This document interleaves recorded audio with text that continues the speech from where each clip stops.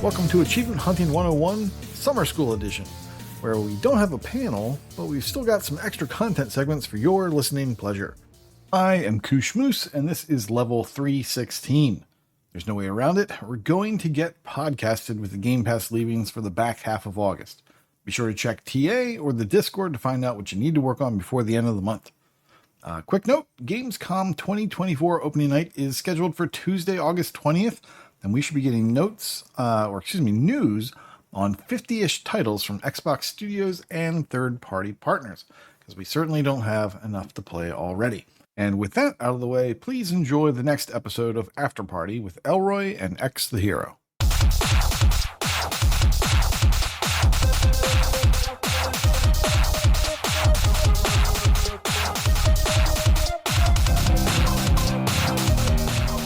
Welcome, everyone, to the AH101 After Party. Here we discuss any and all things that have to do with that Chivo life that chose us. I am ElroyOMJ, and he is Exe the Hero, and this week, he wants to discuss...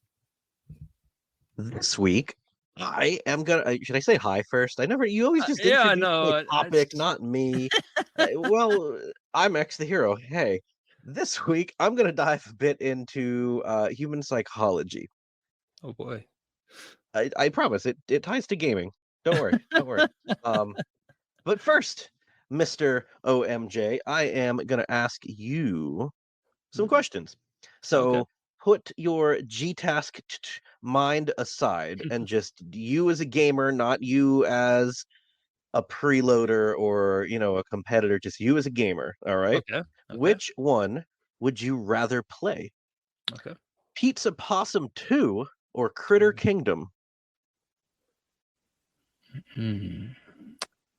I really enjoyed me some Pizza Possum. I mean, that was a hell of a game. And number two, and I'm not familiar with Critter Kingdom, but you had me at the title, but I got to go with the known entity, which is Pizza Possum 2. Absolutely. Pizza Possum 2. All right. Is that happening, or you getting I have no idea. Oh, okay. I would assume so, as you said. Pizza Possum 1 was a hell of a game. You played it? The people demand a sequel, right? Yeah. Did you play it? I did not. Dang, it was a hell of a game. Like it was a lot of fun. It really was. And I'm not just saying that because I'm biased. So there's a possum in it. I mean, that helped, but it was fun. I never really like 90%. I've never really enjoyed a stealth game like that before. Yeah. So yeah, it was fun. Right. Anyway, I'm sorry. Right. I could type some Pizza Possum. Good commentary. That's sort of what I'm banking on here, honestly. Okay. All right, so Pizza Possum 2. Would you rather play Broforce 2 or Foxyland 3? Oh, man, this is good. Okay, so Broforce, I didn't really play it. There's like cheats for it. So, but I'm familiar enough with the storyline that it looked like my kind of game. I mean, clearly, just the achievement list in itself. But I mean, unfortunately, you can cheese it with I forget exactly how you do it, but there's guides on it where you can cheese it. And so I didn't get to play that legit. I just did the achievement hunter thing, which is whatever the shortest path is you do, and you get the points and then you move on. So in Foxyland, I did not know when I picked that one. So yes, in Foxyland 3, I would want. Oh man, like I assume there's going to be another misspelled possum achievement in it. And I actually really enjoy that style of game with the just old school platformer. I was going to say, straight honestly, from NES. I really do enjoy those games. It was an easy rat, but like it was a pretty competent platformer, all things considered. And I just enjoy those type of games where you don't need a guide, you just can play it and you get bloop bloop, every few minutes, and then you're done, and then it's like fast food gaming. So yeah. So I think I'll go with Foxyland 3 there. All right, Foxyland 3. I'm just marking these down for my research later. All right, changing it up. No critters this time. Okay. Would you rather play Assassin's Creed Shadows or Ghost of Tsushima? I don't know what Ghost of Tsushima if you're is. unfamiliar with Ghost of Tsushima, okay, there we go. It is you're a ninja and you go beat up. Well, I guess you're not really a ninja. You're a guy with some ninja skills, and then you go and you beat up other ninjas. Basically, which version of Japan ninja do you want to be? AC Shadows or Ghost of Tsushima? Yeah, I do like a good hack and slash, and that's exactly what Assassin's Creed is. So, um, I am partial to that genre. Now, if it was a beat 'em up ninja, then I would probably play that. But yeah, I guess I don't know enough about this Ghost guy. Definitely gonna stick with the Assassin's Creed because yeah, they were fun back when I liked games. All right. That's when you like it. Remember, you're thinking of you as a gamer, so I know, good yeah, yeah, answer. yeah. All right. So this next one, I don't quite know what the game would be called. I'm gonna spoil one of the choices here. Okay. Um, but it was Batman Arkham Asylum, so like one Ooh. building, right? And then it was Arkham City, so it expands out a little bit. Then it was Arkham Knight. You have all of Gotham, so I'm like, what the heck could the next one be? So, would you rather play Batman Arkham County or Dead Rising 5? Oh, Dead Rising 5. No, even though Batman, you know, County would probably be a beat 'em up, and I would get points in the beat 'em up. But Dead Rising is like the last bastion of game that I would play like day one and buy like probably a special edition of. I don't know why, but it still has me. All right. Hmm? All right, so just to recap, you picked Pizza Possum 2, Foxyland 3, AC Shadows, and Dead Rising 5.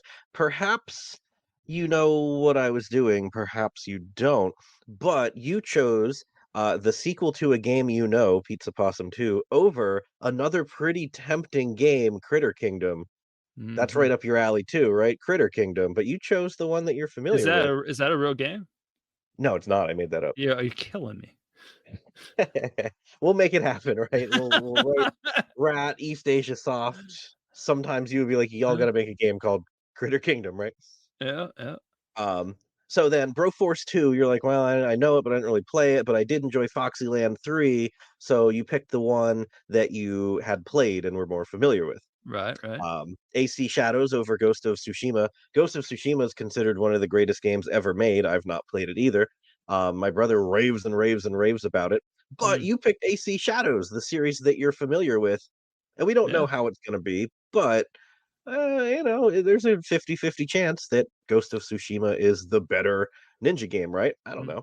And then Dead Rising 5, this one was kind of a joke actually, because I think you don't really enjoy the Batman Arkham games, but yeah, that one was kind of a joke. But even so, you still picked Dead Rising 5 because you love Dead Rising. Yeah. And, as excited as you may be for a new Batman, you picked the series that you know and love. So, where the heck Oh, am I going with this, you might ask? Um, here's the backstory.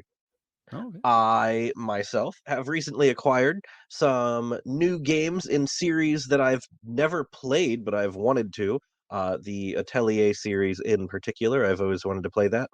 Never could. So I Never heard picked of it. a couple of them up. It's a JRPG. You make potions and Oh, there, say less. damn. So, um, Shit. wow. All right. Anyway, so I have You know these. me and my JRPGs. Yup. Yeah, I do. So I had these new series that I'm interested in. Never played them. Always wanted to. And then I also have some new games and series I'm familiar with. Remasters, sequels, whatever. Particularly the um everyone knows I'm talking about my PlayStation at this point, right? I don't have to hide it. So the PlayStation exclusive Star Ocean, I freaking love Star Ocean, and Tales of games. Everyone knows I love Tales of, and then the Final Fantasy Pixel remaster. If I could play them on Xbox, I would have, but I cannot. So um, I'm trying to figure out what do I want to play next, and I've found every single time I'm choosing the game or the series that I am familiar with over the new game. Like, I am genuinely excited to dive into the Atelier series. I have some other, random JRPGs to dive into, but like every time, like, nope, I just installed Tales of Berseria. Like, I'm gonna fire that up. I'm gonna play another Tales game. I got the Pixel Master installed. I'm gonna start from Final Fantasy 1. Um, and I don't know why. Every single time I choose the series I'm familiar with. So I did some digging, and basically, I'm not crazy and I'm not alone. And I found five relevant psychological phenomena that completely apply. So are you ready? We haven't had an educational portion in a while. This is definitely the educational portion. Yeah, I so I'll mean, keep it quick. I think I know what maybe one of them is, maybe, or that, well, I mean, I don't want to spoil your list, but Well, no, what's the one that you might think? well, people trend towards the familiar. Like, people are Absolutely. comfortable, and people are uncomfortable with change in general, and so they gravitate to what's familiar to them, and they like routines, patterns, and stuff like that. And so a game that they've already played would be a familiar one, and so they are just looking for something familiar. And so I don't know exactly what it's called, but it's something to that effect. That would be my first guess. Yeah, no, honestly, there's no my list of 5. It's not number 2 familiar. But no, you're absolutely right. That is part of really 1, 2, and 3 actually. And 4 now that I'm looking at it, and 5 actually kind of touches on all 5. All right, well, good talk. Good talk. As I'm scrolling through my little my SparkNote summary that I gave myself here for each one. But yeah, educational portion. We haven't done this in a while. So the 5 relevant psychological phenomena that apply to my situation and your hypothetical situation that you answered the questions to, and probably a bunch of people listening, let's be honest. Number 1, the mere exposure effect. This is where the scripting starts. I apologize. This psychological phenomenon, first described by Robert Zajonc in 1968, suggests that people tend to develop a preference for things merely because they're familiar with them, like you just said. In my case, that could explain why we're drawn to sequels and remasters. We're already familiar with the game world, the characters, the mechanics. It just it's like a sense of comfort and preference. We know what we're getting into because we have already been exposed to it. That makes sense. Number 2, again, I'm keeping these quick rapid fire. No one's listening to this for Psychology 101. But yeah, I didn't even think of that. Like a reverse VSS. Damn, that was such a missed opportunity. Yeah, that's all right. I mean, well, who would ever use the after party to make a VSS segment? I mean, come on. What kind of loser would do that? Right. So number 2 kind of makes me giggle. Number 2, the cognitive load theory, developed by John Sweller in the 1980s. Oh my goodness. Right, I had to, man. I know it's a PG podcast, whatever. You're too young to understand that if you're whatever. This theory relates to the amount of working memory resources used in learning new things and solving new problems. New game franchises require us to learn new systems, characters, and lore, which increases cognitive load. Sequels and remasters, on the other hand, build on pre-existing knowledge, potentially reducing cognitive load and making the experience more immediately enjoyable. And I think, yeah, of the 5, this is actually the one that I think probably relates to me the most, to offer sort of my own commentary here. It is even like a Final Fantasy, enough that, they have some systems, but they're all different games. But what you're getting into. Even so, you know what a Final Fantasy game is going to involve. So there's a beat 'em up. Yeah. There is a beat 'em up one. You've played it. That's the only one I've played. There. So yeah, I don't know. It's just I like Final Fantasy. The 10 I've played, I'll probably like the 11th one I play. So I think that's what it relates to most in my case. But number 3. Yes, please. Yes, might I add on to that? If I might put my competitor hat back on, it is the season, and so that one that you just mentioned is the one that drives me absolutely insane as a preloading, filthy preloader, because you play this game, you have all the controls down, you get it all the way up to the final part that's worth the most, which is generally the hardest part, and then you just stop playing, and then you just let it sit there for you shelve it for a long period of time, and then all of a sudden, okay, it's time to pop this thing, and then you load it up, and you're just like all thumbs. You have no damn idea what you're doing. You're like, what the hell is this? And how the hell am I supposed to beat this final challenge and get the points, whereas if you had just done it at the time, oh yeah, easy, but anyway, that's the one that really drives me crazy. But anyway. Okay. Yeah, no, good addition there as well. This ties in with familiarity, right? Mm-hmm.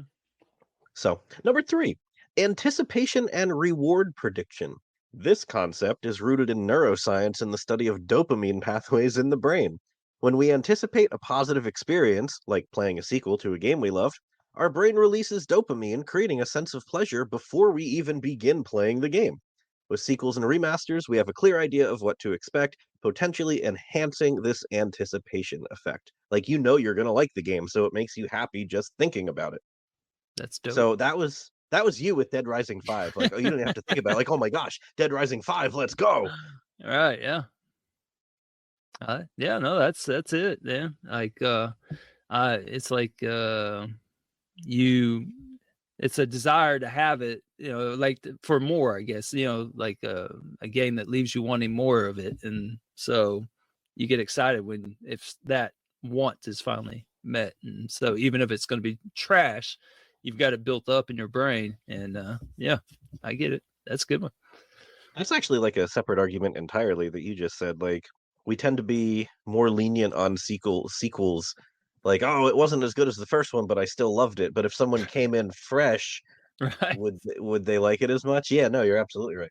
Yeah. All right. Number 4,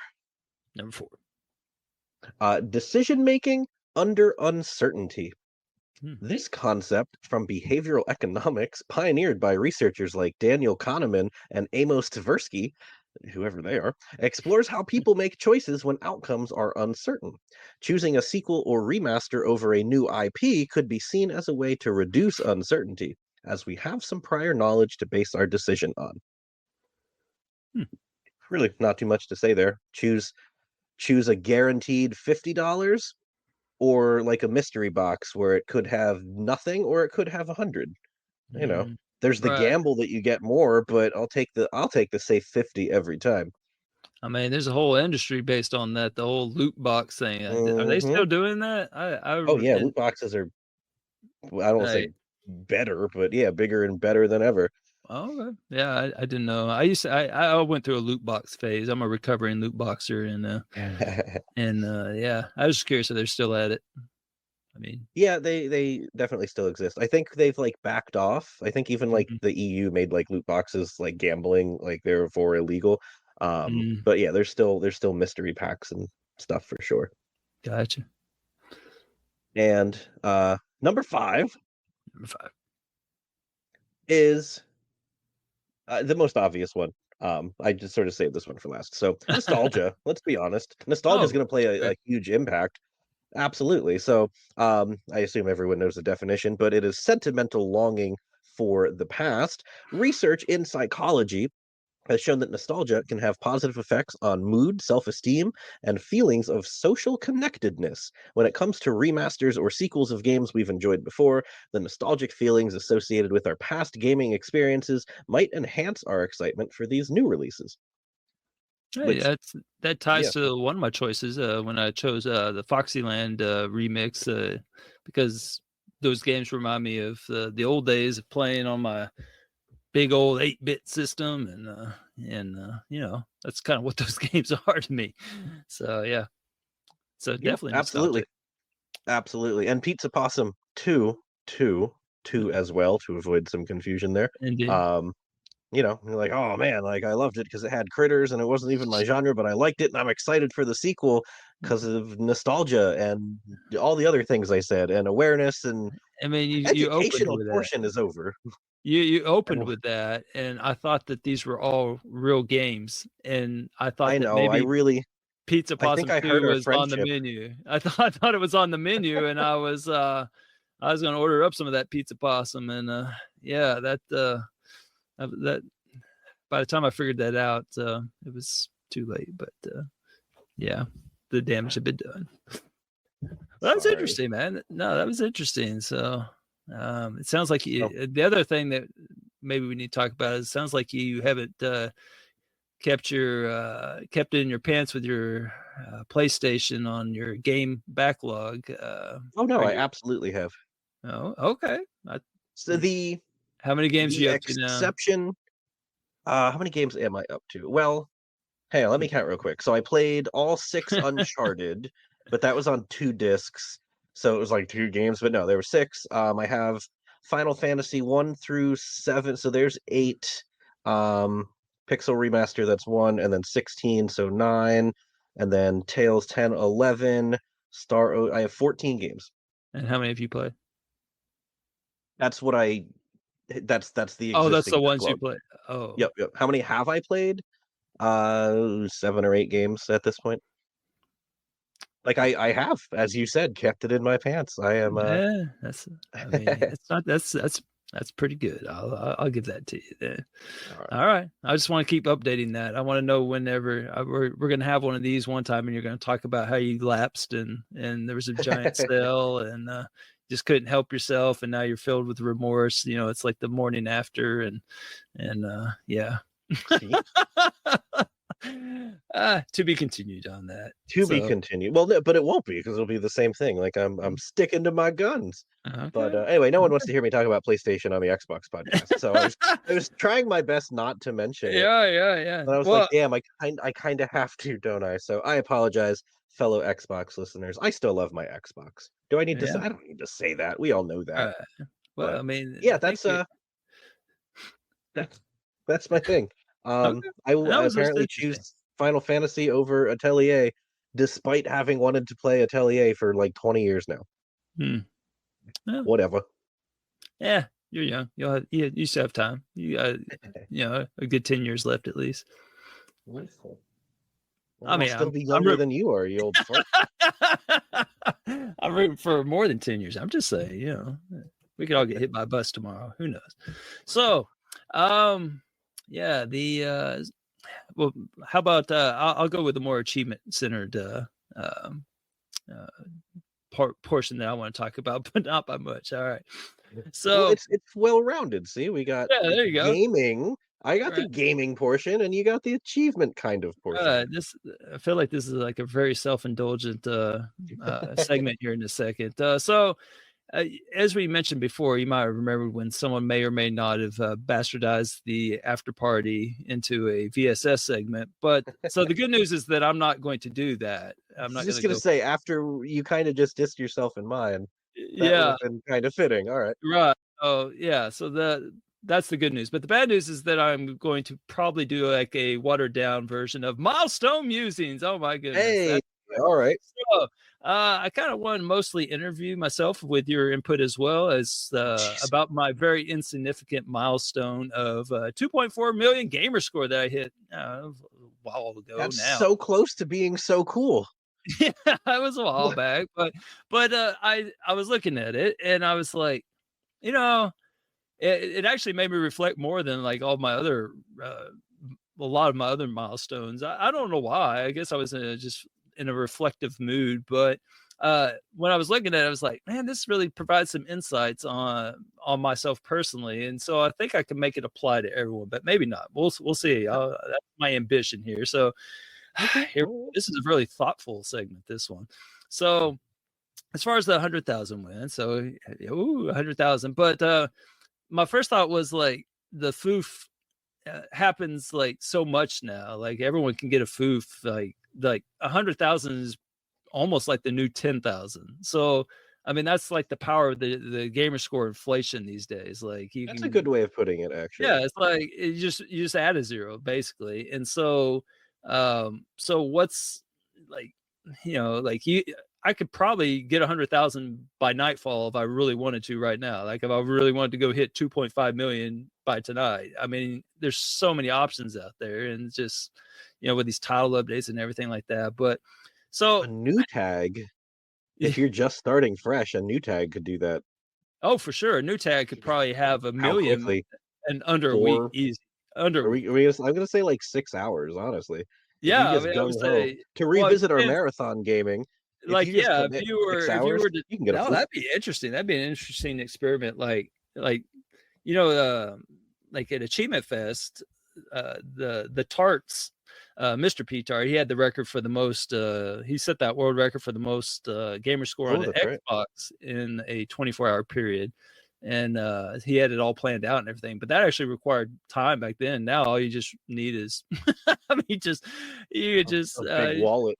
yeah, a big wallet, and you just $5 chunks, $5 here, $5 there, and then you could have the whole library of gosh, so many places now. And I mean, If you seriously, strategically wait till they're on sale, buy them. I think they go oh, $1.99 or get that for the next East flight to Asia soft or whatever. Argentina, and you could always get them down there too. But yeah. So anyhow, I was looking at it and I was like, so what is like actually memorable to me about this last 100,000 like that I just powered through? For the first time, I really found myself looking backwards than forward on this, like, because normally you just like want the next fix, On to the next one. right? And so I was like, I decided to kind of look back and I was like, what even was the last 100,000? And so I started looking at it, and it was kind of interesting to me because it really kind of showed me what I already knew about myself, which is the last Pause here, fill in the blank, listeners. Yeah. So, but the last digestible block of 100,000, for me, it was a sandwich, and so Big L should like that. But for me, it was what I call a contest beat 'em up sandwich. All right. So, and what I mean by that is that I started the last 100,000 involved in the leapfrog contest. I remember scoring the 2.3 million right before I left out of the country so that I could, keep alive in the leapfrog. And I kept that going while I was on a trip in Italy and Greece. It was just, I just wanted to see if I could do it. And I did. At that point, it was like, I don't know, 40 something days, I think it was at that point. And so I kept it going. So I had to play 40 different games each day while traveling over Italy and Greece. And usually it involved me staying up really late. And so I was like tired a lot in the days. But anyway, and then when I got back, I just decided just to bow out. I just didn't have time because it was end of the year stuff at school. So anyway, so it started with the contest, the leapfrog contest. And that was kind of the bread on the front end. And then I bowed out of it. And so there was no need to keep playing all these games, one achievement at a time. And so then I paraded out the meat of the sandwich and I beat the meat. That's right. Whoa. This is still a PG podcast, man. What I'm talking about, I used beat 'em ups as the whole meat portion of it. So, all right.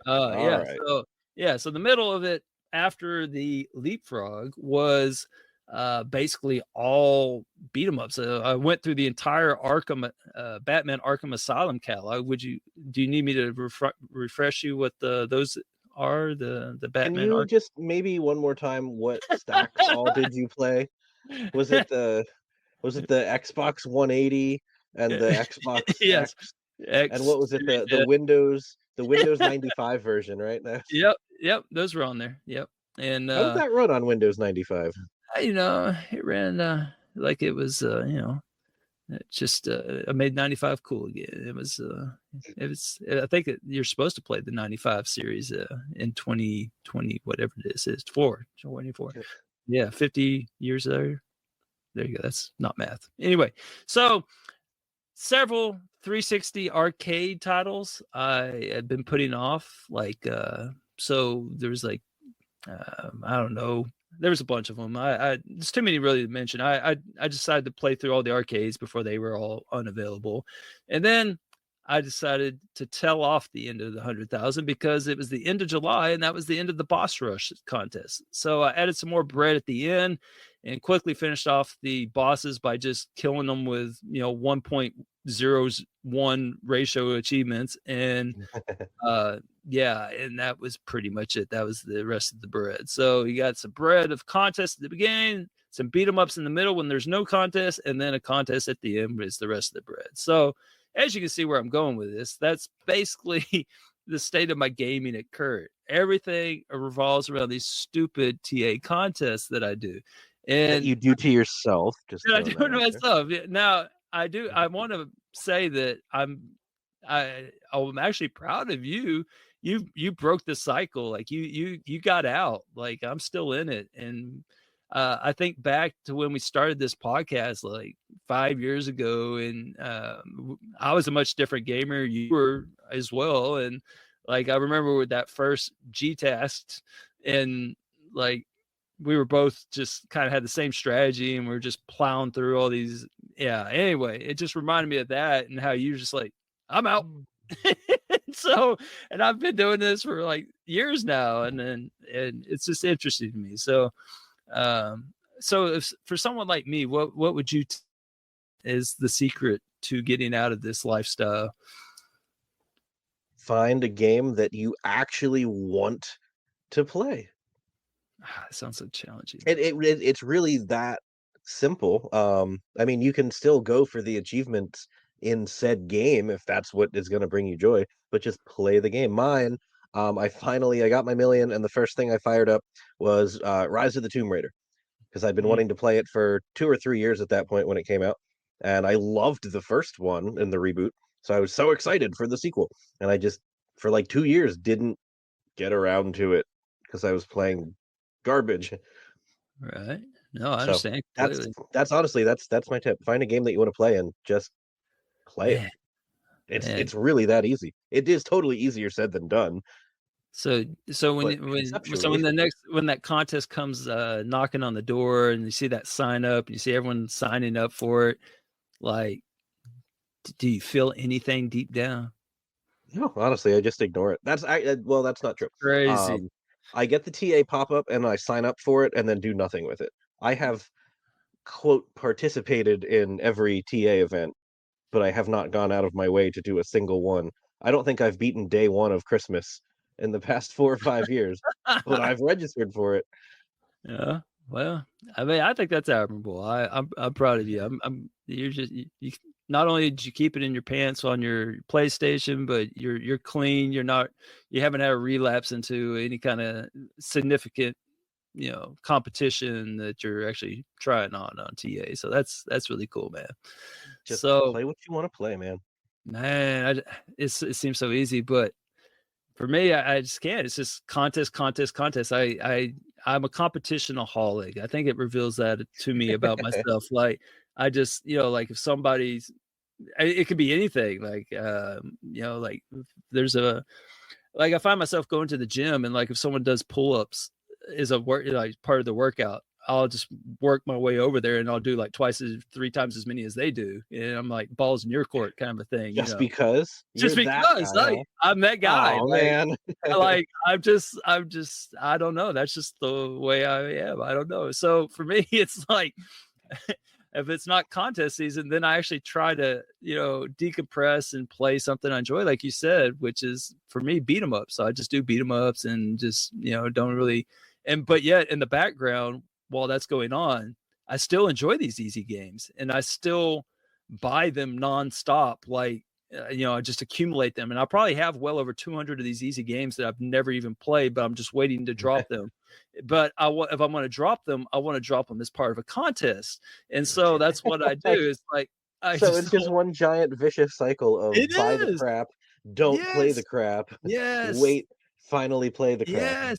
And I even find Man, myself doing that with beat 'em ups. Like I don't like if I get close to the end of the game, I just stop playing it. I'm like, well, I'm not gonna blow that. I mean, I'm gonna save those points. And so like I have all these beat 'em ups even where I got all these really nice ratios that I could pop, and I just hold on to them. And it's just like I just keep waiting, and it's just I don't know. It's just obnoxious even to myself. So but yeah, so I'm still the same gamer I was in the sense that I still enjoy the easy gamer score and everything, but for me, I don't spread it out. I just put it all in these giant bucket, and then it's like, okay, this week we're going for the most Chivos, dump, and it's like 100,000 in like a week. It's just like I don't know. So anyhow, it just got me thinking about how we all change over the years of achievement hunting, and how some retire from it, like yourself.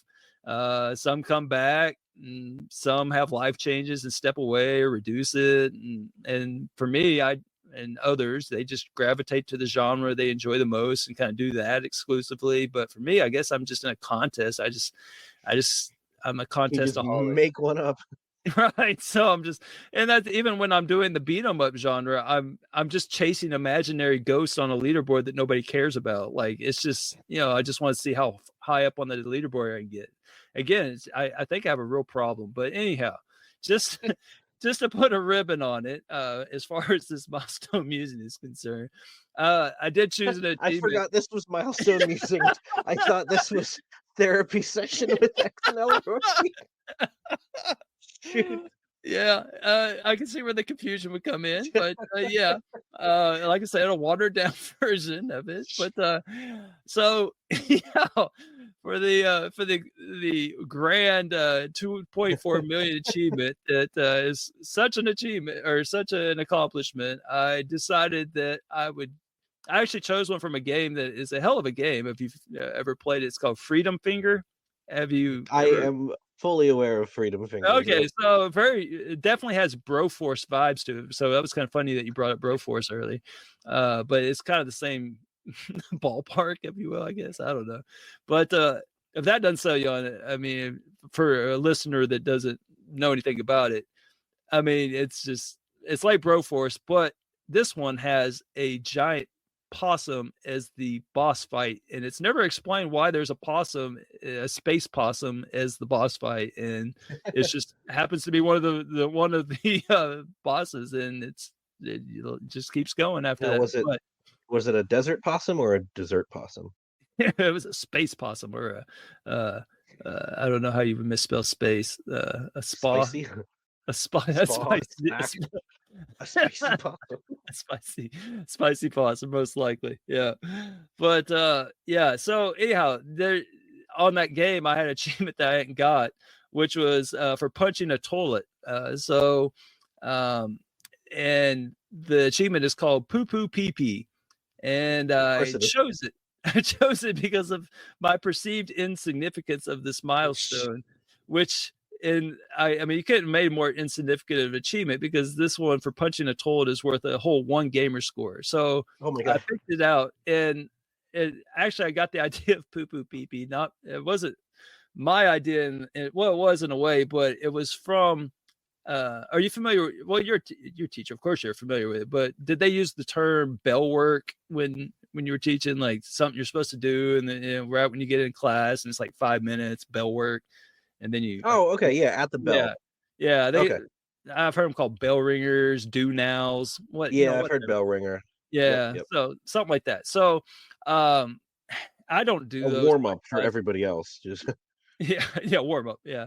So I don't do those. I think they're a waste of time for my students. I'd rather get into the meat of the lesson or what have you. And so, but when you're doing an evaluation, when they're coming in, they want to see one. So I always tell my students when it's evaluation season, if someone comes in, just expect that I'm going to give you a bell ringer, and I don't care what you write on it. Just I don't know, tell me what you think of my outfit or how you're feeling, or tell me a joke, and just have something written down on a sheet of paper, and we'll just pretend. And then at the end, hand it to me, and that's all you have to do. And so there's a student by the name of Charles Harris. And sure enough, I got evaluated during his class. So of course, Charles followed the directions. And so I collected all of the bell ringers, and I just thought, well, I wonder what they actually wrote. So I read through them all, and some of them were like, "Hey, Mr. Kelly, I hope your evaluation goes well. This is, whatever. They were all just kind of like stuff like that." And I read Charles's, and Charles just wrote "poo poo pee pee" on his on his bell ringer and turned it into me, and I just busted out laughing. And I thought, I'm giving him a 100 for writing "poo poo pee pee" on a piece of paper. How insignificant is that? And so okay. that's what I was going for with this achievement. So there you go. So that is the watered down milestone musings therapy session with added psychology at the beginning. All right, cool. Yeah, yeah. No, that's I like that much more than just I got this dumb achievement because it has a personal touch there. It does, yeah. I'll always have that. I actually keep a list of all the ones that I used as milestones, and so I usually try to do something that has some kind of meaning to me. Like the 2.3 million, I used one that had to do with frogs because it was like right as the leapfrog contest was starting. And Okay. then Okay, another that's one good. Yeah, another one, I forget what number it was, but it had to do with like it had to do with my back surgery when I had my back surgery. So it was themed with that. And yeah, I just always try to pick something that kind of relates to something. So poo poo pee pee Do you was remember? Do you choice. remember what your first million was? First million, I think it was the Joyride Turbo. Uh-huh. I can't remember the exact name of it. It was like had something to do with flexing or something. I think it was flex those muscles. Yeah. It was like muscle cars. Yeah, flex those muscles. Yeah. So yeah. So and I always do a pose flexing. If you're not in the Discord, I always put it in Brad Camp. With my energy saving stickers, my possums hanging in the background, things like that. So with my wife beater on, of course. Of course. So of course. So yeah. But anyhow, that's what I have for you. But All right. yeah. Well, so, that started and ended with psychology unintentionally, kind of. I guess more Right. therapy than psychology. Right. But aren't they Well, like the same? I think so. Well, I mean, but I think that hopefully I made Charles Harris proud. But in case I didn't, in honor of Charles Harris, the top 3 achievement names Charles Harris would have probably liked. Number 3, Poop Guy. Number 2, Poop Goes Plop. And number 1, Poopy Pickle. Those are actual achievement God. names. Well, I don't know how I'm supposed to follow that up other than with the top 3 bizarre psychological phenomena witnessed by medical professionals. Number 3, Charles, oddly enough, Bonnet syndrome. This affects people with poor vision. The brain steps in and fills the gap with scenes from the past or other objects. Number 2, the Bader-Meinhof phenomenon, otherwise known as frequency illusion, is a phenomenon that occurs when the thing you've just noticed or experienced for the first time crops up constantly suddenly. It gives you the feeling that out of nowhere, pretty much everyone and their cousin are talking about this subject. You are not, however, seeing it more. You are just now noticing it more. And number 1, this one's actually like fascinating to me, and I did a ton of research. Number 1, Capgras delusion is a psychiatric disorder in which a person holds a delusion that a friend, spouse, parent, another close family member, or even pet has been replaced by an identical imposter. Ooh. That'd be a real poopy pickle. Be a poopy pickle. Oh, shit. Well, interesting. All right. Well, thanks everyone for listening. You hit us up on the normal spots and let us know what if you have any ideas for us to kick around. So thanks for listening to After Party. Later, guys. See ya.